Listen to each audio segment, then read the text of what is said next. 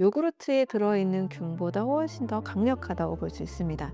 우리가 먹는 김치를 유럽 사람들이 먹는다라고 이해하시면 돼요. 김치랑 비슷한데 사실 만드는 법은 훨씬 단순하죠. 대장암 세포의 성장을 억제하고 또 암세포가 스스로 자살할 수 있도록 에이포프토시스를 유도합니다. 안녕하세요. 완전해독 연구소의 류은경입니다. 반갑습니다. 유산균을 섭취하는 방법은 요구르트만 있는 건 당연히 아닙니다. 우리 조상들이 수천 년간 먹었던 전통 발효식품이 있죠. 또 이 발효식품은 다른 나라에서도 외국에서도 많이 가지고 있습니다. 김치, 된장, 또 낫또 많이 사용하시고 또 양배추 김치 있죠? 사우크라우트라고 해서 이런 것들이 정말 좋은 프로바이오틱스 식품이 되죠. 김치의 경우는 정말 이제 전 세계적으로 이번에 이제 미국 정부에서 발표한 새로운 영양 지침에서도 "김치 섭취하세요."라고 공고했습니다. 세계적으로 인정받는 발효식품이 된 거죠. 배추에다가 이제 무나 고추, 마늘, 생강 이런 것들을 발효를 시켜서 만들어집니다. 이 발효 과정에서 수십 종의 이 유산균들이 자연적으로 증식하죠. 김치의 주요 유산균은 락토바실러스 플란타럼 하고요. 락토바실러스 브레비스, 엔테로이데스 같은 다양한 이제 균들이 있습니다. 근데 이 균들은 위산에 일단 강해요. 그리고 장에 잘 정착합니다. 또 항균 물질들을 분비하기 때문에 요구르트에 들어있는 균보다 훨씬 더 강력하다고 볼 수 있습니다. 그래서 김치 100g에는 약 100억에서 1000억 마리의 굉장히 많은 유산균이 들어있죠. 시판되는 요구르트보다 훨씬 많다고 보면 돼요. 거기에다가 이제 살아있는 상태잖아요. 김치를 냉장 보관할수록 계속 이 발효가 진행이 됩니다. 신선할수록 유산균이 더 많다고 보시면 돼요. 근데 김치의 장점은 유산균만이 아니고 이 배추의 식이섬유 자체도 유산균의 먹이가 되기도 합니다. 바로 프리바이오틱스와 프로바이오틱스가 함께 있는 거죠. 프리바이오틱스는 유산균의 먹이, 프로바이오틱스는 유산균주입니다. 그래서 이것을 합쳐서 신바이오틱스라고도 표현합니다. 이게 가장 이상적인 거죠. 유산균과 유산균의 먹이가 함께 있는 형태. 그리고 마늘이나 고추나 생강에는 항염 물질로 많이 알려져 있죠. 항산화 물질, 항염 물질이 또 많이 풍부합니다. 알리신이나 캡사이신이나 진저롤 이런 것들은 유산균과 함께 같이 시너지를 내죠. 전반적으로 염증이 줄고 면역력이 올라가니까 또 암세포가 잘 억제가 됩니다. 실제 연구에서도 김치를 먹은 사람들의 장내 미생물의 다양성이 훨씬 더 증가했다라는 결과들이 있습니다. 유익균은 훨씬 늘어나고 유해균은 줄어들게 되죠. 그래서 염증 지표는 떨어지고 면역 지표가 훨씬 올라가게 됩니다. 근데 김치를 연구한 이 저널에서도 김치를 규칙적으로 먹는 사람들이 대장암의 발생률이 낮다라는 연구 결과도 있습니다. 또 된장이죠. 된장은 대두를 발효시킨 좋은 성분입니다. 된장은 콩을 발효시킨 거죠. 콩 자체는 사실 소화가 잘 되냐 안 되냐 논란이 참 많아요. 그런데 발효하면 성분이 달라져서 아주 소화가 잘 되는 대두 단백 성분으로 바뀝니다. 우리나라에서는 된장이 있고 일본에서는 미소라고 하죠.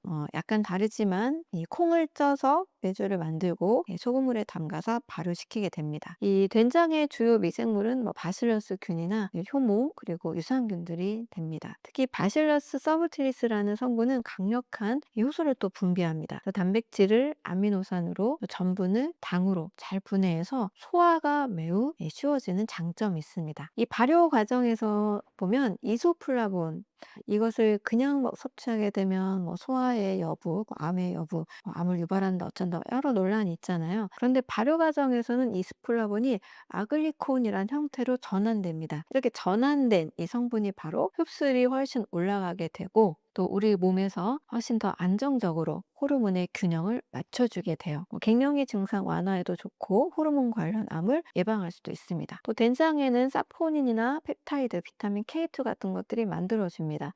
사포닌은 되게 유명하죠. 항암 효과가 있는 것으로 잘 알려져 있고 이 펩타이드는 혈압을 또 낮춰주고 비타민 K2는 뼈 건강 그리고 심혈관 건강에 도움이 되는 성분으로 알려져 있습니다. 된장을 자주 섭취하고 된장국을 자주 먹는 사람들이 위암 발생률이 낮다라는 연구 결과도 있습니다.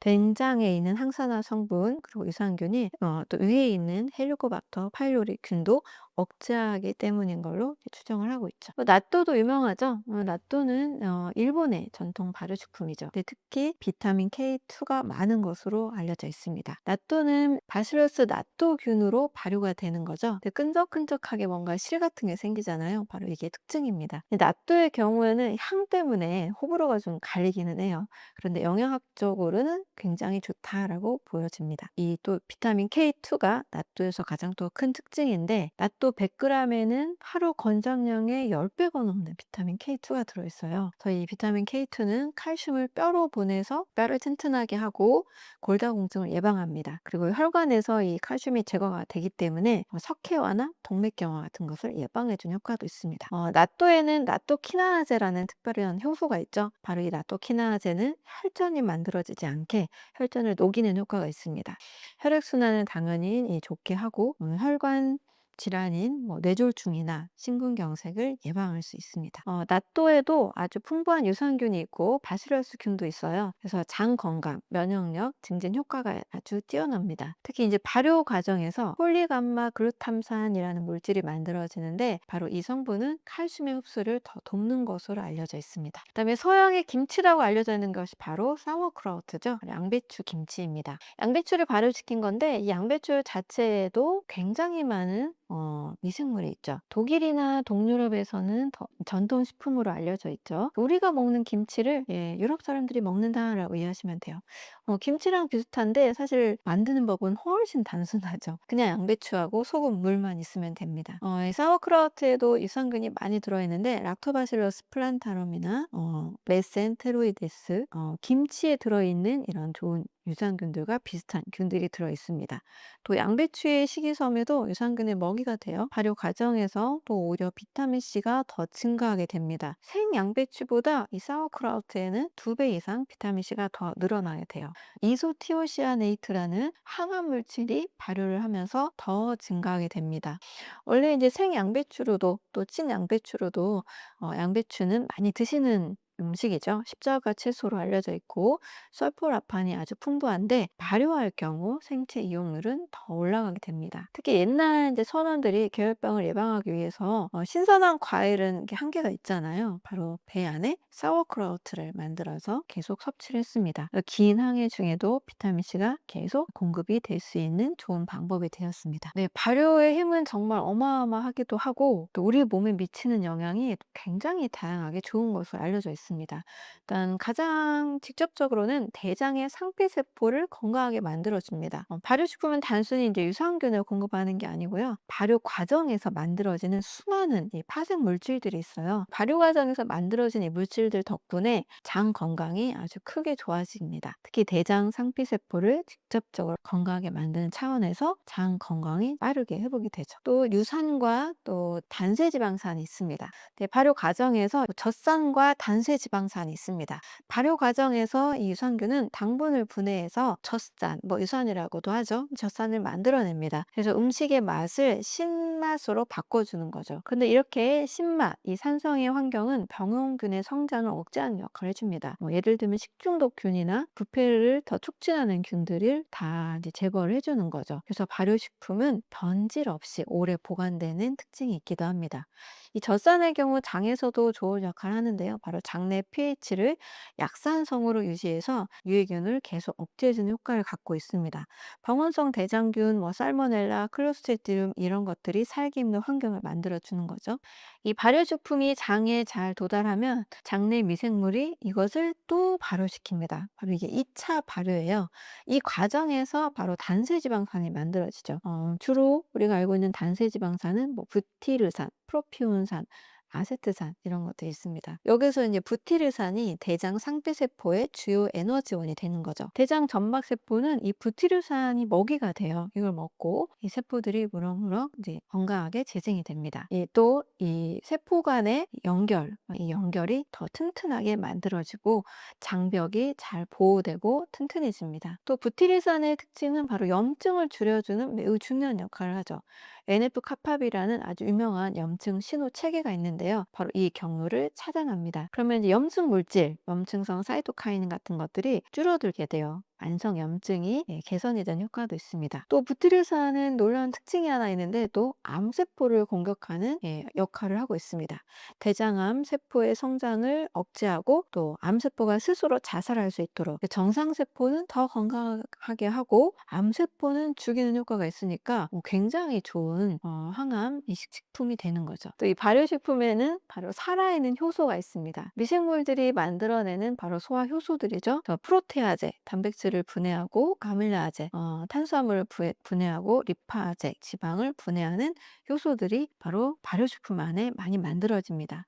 이 효소는 당연히 소화를 돕죠. 근데 우리 몸이 만드는 소화 효소를 보충하기도 하고요. 또 나이가 들면 또 항암 치료를 하거나 이러면 소화 효소가 잘 분비가 안 되잖아요. 또 이 발효식품 안에 소화 효소가 들어있기 때문에 아주 직접적으로 도움이 되는 거죠. 된장이나 낫또에 있는 프로테아제는 특히 굉장히 강하게 단백질을 분해합니다. 단백질을 아미노산으로 완전히 쪼개서 소화가 굉장히 쉽게 만들어지죠. 그래서 항암 치료로 인해서 소화가 잘 안 되는 분들은 된장을 이용한 된장국이나 된장죽이나 이런 것들을 섭취를 하시면서 잘 무난하게 이 소화를 할 수가 있습니다. 또 발효식품은 또 비타민도 만들어내죠. 새로운 발효 과정에서 새로운 비타민이 만들어지기도 하고 또 그 양이 증가하기도 합니다. 그중에서 특히 비타민 B군이 많이 풍부해집니다. 비타민 B1, 2, 6, 엽산, 또 비타민 K2 같은 것들은 발효 과정에서 굉장히 많이 만들어집니다. 특히 낫또에는 굉장히 많은 비타민 K2가 들어있고 이 비타민 K2는 뼈 건강이나 심혈관 건강을 아주 건강하게 돕는 필수적인 영양소라고 할 수 있습니다. 또 발효식품은 항산화 물질도 같이 증가를 시켜요. 원래 식재료에 있던 항산화 물질이 발효 과정에서 더 활성화가 됩니다. 또 새로운 항산화 물질이 만들어지기도 합니다. 예를 들면 김치의 항산화 능력은 사실 생배추보다도 훨씬 더 높아요. 그래서 발효 과정에서 폴리페놀이나 플라보노일 같은 이런 성분이 훨씬 증가하게 됩니다. 당연히 이제 항산화 능력이 높기 때문에 세포에도 좋고 암을 예방하고 염증에도 좋은 활성산소를 제거한 이런 좋은 특징들이 있죠. 된장의 이스폴라본도 발효 과정에서 또 아까 아글리콘으로 제가 전환된다고 했죠. 그러면서 항산화 능력은 더 증가하게 됩니다. 활성산소를 이제 중화시킨 능력이 더 강해지는 거죠. 또 이 발효식품은 면역 조절 물질이 있어요. 발효식품의 미생물과 이 미생물들의 대사산물이 바로 면역 시스템을 조절하게 됩니다. 면역 세포를 더 잘 훈련시키고 면역 반응이 훨씬 더 균형 잡힌 최적화 상태를 만들어내게 됩니다. 또 유산균에 세포벽 성분이 있는데요. 펩티도글리칸이나 테이코산 같은 이런 성분들은 면역세포 수용체와 결합을 해요. 이것이 이제 면역세포를 활성화시키는 역할을 합니다. 동시에 이 면역세포 중에 또 조절 T세포가 있는데요. 이게 굉장히 중요한 면역세포거든요. 이 조절 T세포를 증가를 시켜서 과도하게 면역 반응이 일어나는 것을 막아줍니다. 이 면역 반응이 아주 균형 있게 질서 있게 잘 돌아가게 되는 거죠. 그래서 발효식품을 규칙적으로 먹으면 NK세포 활성도가 훨씬 올라가게 돼요. 암세포도 더 잘 인식하고 더 강하게 공격을 합니다. 또 인터페론 생산도 증가하기 때문에 바이러스 감염에도 저항력이 상당히 올라가게 되죠. 그리고 발효식품은 장의 상피세포를 재생 촉진시킵니다. 장 상피세포는 아까 부티르산 설명드렸죠. 말에 손상된 장 점막을 부티르산 덕분에 빠르게 잘 회복이 됩니다. 이 과정에서 또 폴리아민이라는 물질도 또 굉장히 중요한데요. 발효 과정에서 만들어지죠. 이 폴리아민은 스페르민이나 스페르미딘이라는 성분들인데 이 세포 성장과 재생에 필수적인 성분입니다. 특히 장 점막 세포는 2, 3일마다 5일 안에 새로운 세포로 바뀔 정도로 다 교체가 되니까 매우 빠른 이 재생을 하고 있는 장소죠. 이 빠르게 재생하는 곳에서 바로 폴리아민 성분이 이 재생을 도와줍니다.